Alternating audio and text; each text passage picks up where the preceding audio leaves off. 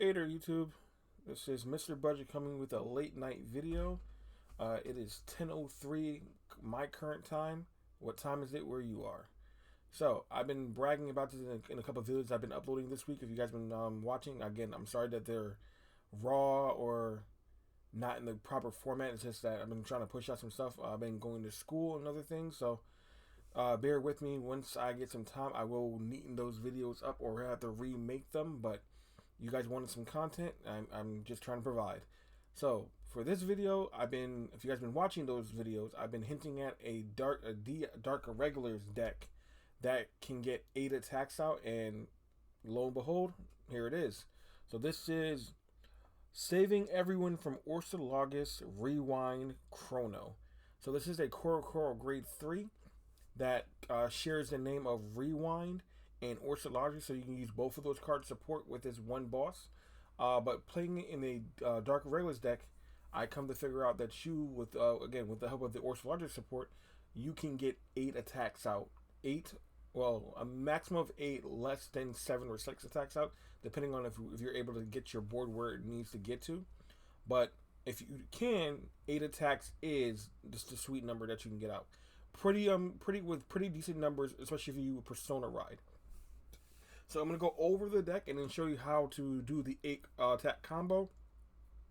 Do keep in mind for this combo, you need certain cards in your soul and at least 3 damage face up to make this combo work. So towards the end of the video, I will show you how that combo works, and you guys tell me if you guys like this or what other nation you will pair this card up with to get 8 or more attacks up. So we're going to go with the grade 3. Again, we're playing with Chrono.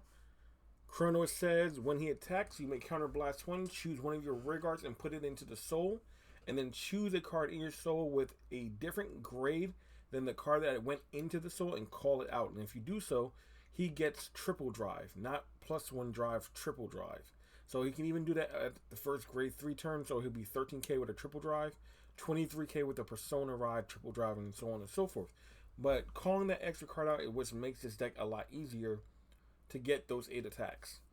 Next, we're playing an oldie but a goodie. We're playing 4 copies of Evil God Bishop Gastil, not V but G. G variant of Gastil has Generation Break 2 skill. It's the only skill that really cares about. If you have to play him on the Vanguard, it's only for a stride unit ability.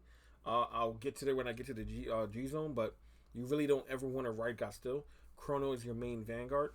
But Gastil is one of the reasons why you can get 8 attacks out as well. He has the ability, when placed, you may choose up to 2 grade 2s in your soul, put them into your drop zone, and Gastil inherits their ability. So you can choose 2 different grade 2 abilities, and he gets both of them. So this helps out with a lot of the grade 2 support. The grade 2s are where you're getting most of your support from. So these are all the grade 3s that we're using in the deck. Now going into our support cards, we're playing 4 copies of half Beast Demon Spearman Satagoras. Satagoras has the ability during the battle phase, if you have a Vanguard with Orthologix in this card name, when this unit is retired by having another unit be placed over it, you can counterblast 1, choose any card in your soul that does not match his name, and call it out to rearguard. So that's 1 call, that's 2 calls that you get out of your soul to increase your number of attacks. And if you have a Vanguard Orthologix, he gets plus 5k, so while you're on grade 3, he's a permanent 15k beater on your turn. Next, we're playing the best countercharger of Dark States. Playing 3 copies of Selfish Engraver. If you guys are new, I'll explain what it does, but you guys those who are been here for a while, should know what this card does. On hit, rear guard, you may soul charge 1 card. If there are 10 or more cards in your soul at the end of the battle that this unit attacks, you may put this card into your soul and counter charge 1. So 10 is the magic number for any Dark States deck, or especially for a DI deck. 10 is one of their magic numbers, so it's really easy to get there. Next, we're playing 3 copies of Bareful Repressor. This is another oldie but goodie. Darkness. For those who don't know, darkness is a keyword for Dark Irregulars. Whenever a card goes into the soul, darkness is achieved. No matter when or how it happens during your turn, darkness is achieved. Here's his Generation Break 2. When he attacks, he gains 10,000 power, making himself a 19k beater. And then your opponent cannot use grade 0s to guard his attack. So having Gostil copy this unit's attack means Gostil has this ability, becoming a 21 with no grade zeros. But the idea is to match Bareful with Satagoris, allowing you to have a 15k Gostil, making a 26k Gostil, with the ability to have a unit call over it to call out another unit. Last but not least, we're playing the Grade 2 Order. Have a great year. So this order card is, I've come to find out this order card is very important for the deck because it allows you to dig 5 cards through your deck. Its ability is when played, look at the top 5 cards of your deck, choose any card from among them, and put it into your soul. You want these grade 2s in your soul. For this combo to work, you want at least 2 copies of each of these grade 2s in your soul, so this helps you find it. And on top of it, you want another card also in your soul. When we get to it, I'll reveal it. So these are all of your grade 2s that you're playing with in the deck. Next, for the grade 1s, we're playing 4 copies of Succubus of Pure Love. This is our grade 3 searcher. We need to find Chrono, so that way we have him to ride. Grade 1 target. Another grade 1 target is 3 copies of Edge in the Darkness. This has the ability in one place on the Vanguard Circle. You may draw 1 card and choose 1 card from your hand and then put it into Soul. So if you're using a V starter, which most likely you're going to do in Premium, you're going to ride, draw 1 if you're going second. Well, going second or first. Ride, draw 1, and then draw 1 again, and then put 1 card from your hand. So you're getting 2 draws if you end up riding him, and also being able to put one of your other units that you need in your soul in your soul. Last but not least, we're playing 4 copies of Variant Killer Tail. She's here just to clean up things on the board. You may rest her. You may choose any card in your drop zone or in your damage zone and put it into your soul. If you choose a card from your damage, take the top card of your deck and put it face down in your damage. If you have 3 copies of her in your soul, you may countercharge 1. 9 times out of 10, you're not going to get 3 copies of her because we're not really catering the deck to try to get copies of the grade 1s into the soul. But she's just here to get, what's the word I'm looking for? It's late. It's not slaggers. Just to get pieces that are not where they're supposed to be into the soul, just more efficiently and more quicker, just to help out. Edge of Darkness has another ability that I forgot to mention, is that whenever he's placed, you get to soul charge 1.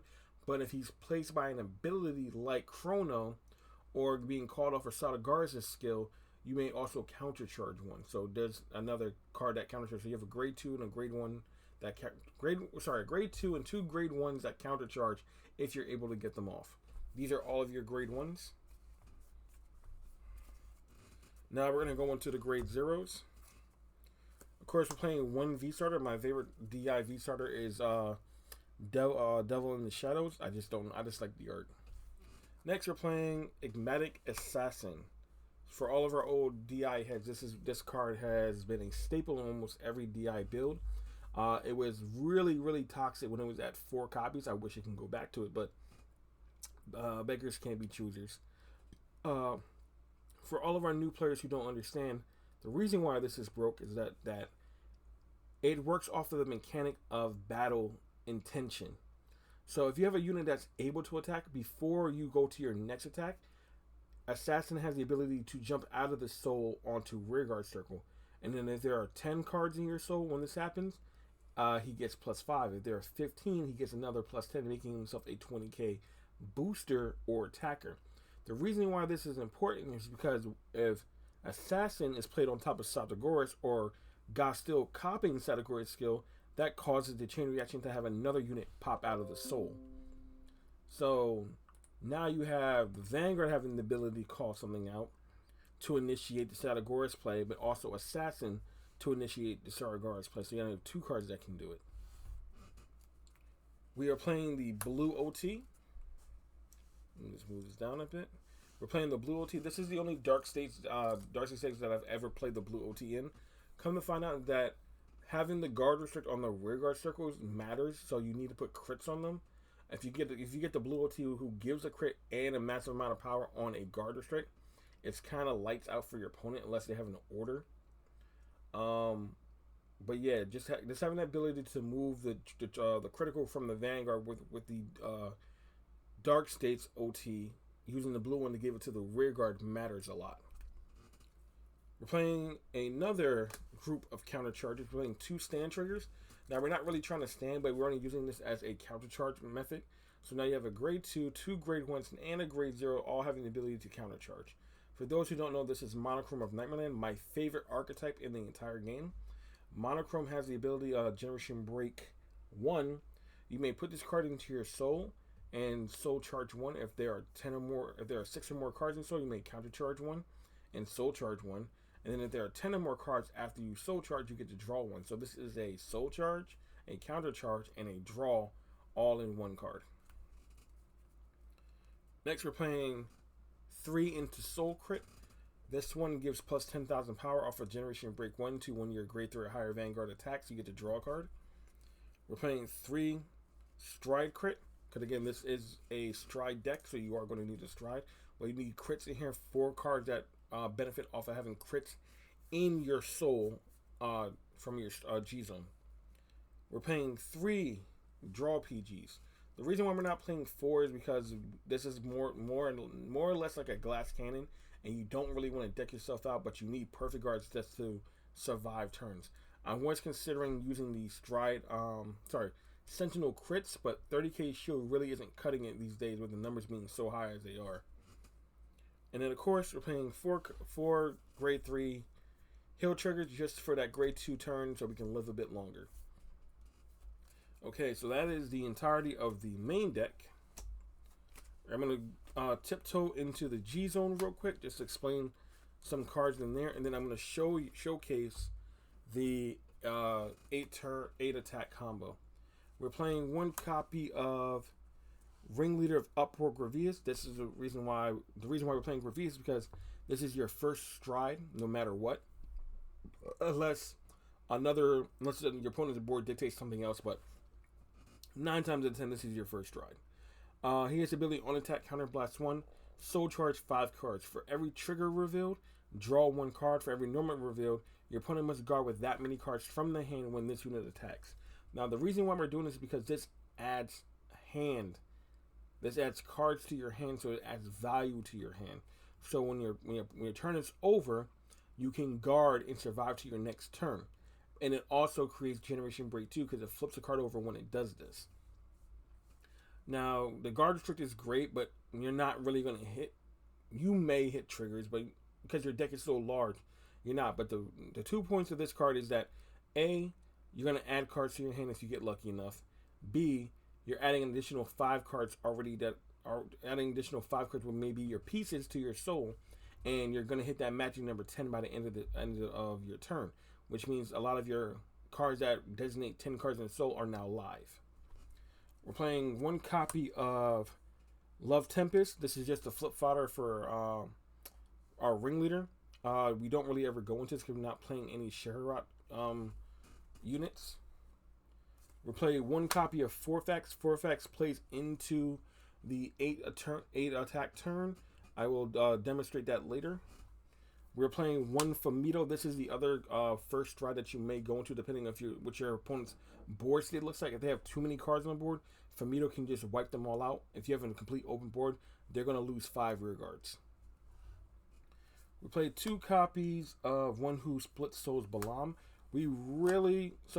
Your stride deck is kind of separated into 2 camps. Cards that you are going to use, and cards that usually don't come up unless the game goes too long. Balam falls into the latter. Unfortunately, this used to be our first turn stride back in the day, but now, the way that this deck is built, you really don't go into Balam unless things are really going bad. And speaking of things going bad, we're playing 4 copies of One Who Splits Darkness, Bladermouse.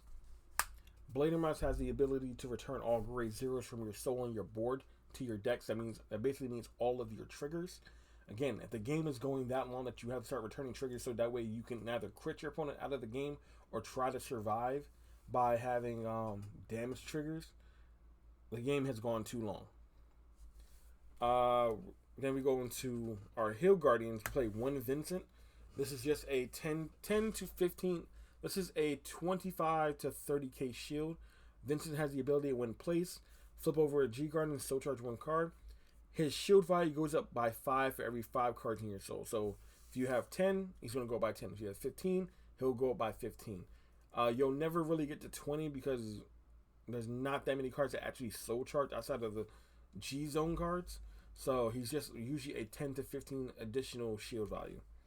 Next, we play 2 copies of Rebellious Storm Princess Natajibis. This has the ability for Counter Blast 1. For every 10 cards in your soul, you choose one of your opponent's units and minus it a crit until the end of turn. Again, you're not really ever going to get 20 cards in this soul. So 9 times out of 10, this is only going to be able to neg one of your opponent's units. So usually what I use her for is to guard a rearguard attack for 15 and then neg the Vanguard a crit. That way you're not really worried about them critting you out of the game. Last but not least, we're playing 1 copy of False Dark Wings Agrat Bat Mulut. This is usually your first G Guardian. Her ability is to soul charge 2 cards. Again, pieces in your soul. And she'll gain 5k to the shield, making herself a 20k shield. So 20 plus 13 is a 33, is a magic number. Most times not, your opponent can't hit it unless they hit 2 triggers. That's what she's usually there for. So that is the G zone. That is the main deck. We're going to go right into the combo and show you how this is done. So, of course, you're going to need at least 2 copies of Sadagoras, 2 copies of Engraver, and 2 copies of Baleful Repressor in your soul. And also at least 2 copies of Gastille in your soul and Engraver in your soul. This is the minimum of what you need in your soul to make this happen. And of course, you need Chrono to be your Vanguard. Okay. And you need 3 face-up damage. Doesn't matter what they are, it can be anything. Okay, let's build this board and show you how it's done.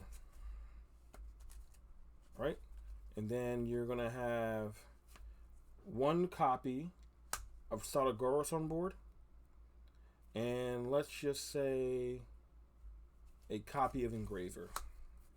Right? Any 2. Sadagoras is important in the beginning of this, so having him on board does matter. And then let's say for your back row you have this, and let's say you've already used her skill. So generally this is what your board want to look like. Again, this is after a persona ride, so there's 10,000 power to the front row. Ability, Darkness has been achieved, which means your 2 Succubus of Pure Lust have 5,000. Your Vanguard has Orthologus in its card name, so Sadagoras has 5,000. So then you're going to go to battle phase. You're going to attack your opponent's Vanguard for 20,000 power. If they let it hit or not, doesn't really matter. She'll go to the soul and soul charge you if you need it. This will be 25. Then here's how it goes. So that is 1, 2 attacks. This is attack number 3, Counter Blast 1. We'll move the grade 1 in the back row to the soul, which allows me to get any other grade besides a grade 1 out of my soul. So we're going to go with Gastille, calling Gastille out. The Vanguard now has triple drive. Skill of Sadagoras, Counter Blast 1. We're going to Superior Call that other Gastille out of the soul.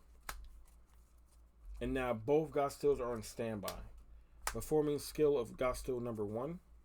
We're going to take Baleful Repressor and Sadagoras. Baleful Repressor now inherits both of their skills, and then we'll give the other one a Baleful Repressor and a Engraver. Right? So skill of Sadagoras, he gets +5. Skill inherited by Gastille by Sadagoras gives himself +5,000 power. So this is now 23 triple drive. And mind you, you need at least 2 cards in hand. I forgot to mention that. You need at least 2 cards in hand just to get this off properly.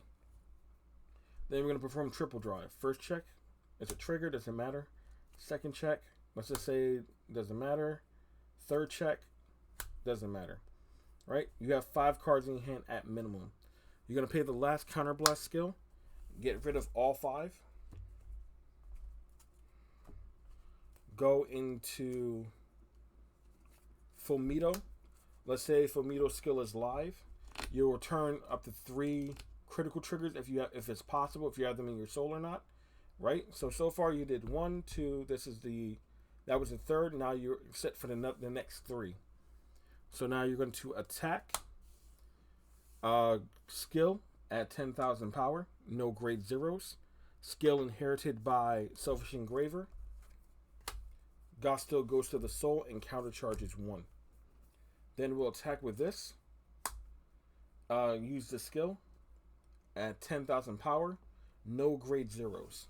So right now that's 3, that's 4, that's number 5. Going into skill of the soul. Superior Call. Skill of Satagaros inherited by Ghostil. Superior Call, a card that does not match Ghostil's name. You're going to call out that last Baleful Impressor. So now these all go. Let's say you have enough cards, at least have 5 extra power on top of Assassin. So that was 1, 2, 3, 4, 5. Now we're on attack number 6. Triple drive. First, second, third. Attack number 7. And finally, attack number 8. So you get 8 attacks out of this deck if you have all the pieces where they should be and a little bit extra. So do keep in mind that this is going to be your last attack. Because 9 times out of 10, your deck is going to be very small towards the end of this. And you might not have enough cards to guard your opponent's clapback if they end up surviving this. Getting lucky does play a large part in the game. You need to see triggers. But because you're selectively soul charging your cards 9 times out of 10, I wouldn't say 9 times out of 10, at least like 7 out of 10 you're selectively soul charging your cards. You should have a good healthy amount of triggers left in your deck. But I hope you guys like this. This is DI 8 attacks from Chrono. And if you guys want to see more things that I'm cooking up, please like, subscribe, leave a comment down below. Let me know if you guys try this out and if you guys like it. If you guys want to see more things, please comment and interact with these videos. The more you guys comment down below, the more that we know what you want to see and what you want us to bring to you. I've been Mr. Budget saying keep it fun, keep it friendly, and as always, keep it budget. We'll see you guys here next time. Bye.